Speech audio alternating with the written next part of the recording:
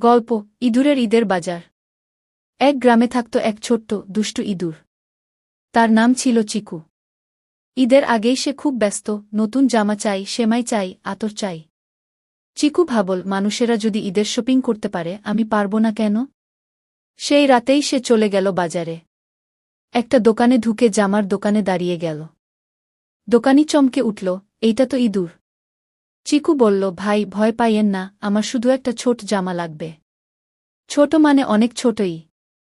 পরে সে গেল সেমাইয়ের দোকানে, চুপি চুপি 1 কেজি সেমাই নিয়ে দৌড়।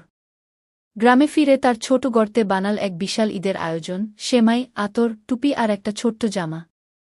সকালে তার সব ইঁদুর বন্ধুদের দাওয়াত দিল। ঈদের মুবারক বন্ধু, আজ আমার বাসায় ঈদ পার্টি। সবাই এসে দেখে চিকুর জামা চকচকে আর মুখে সেমাইয়ের গন্ধ। সবাই মিলে হাসতে হাসতে বলল, তুই তো ঈদের কিং।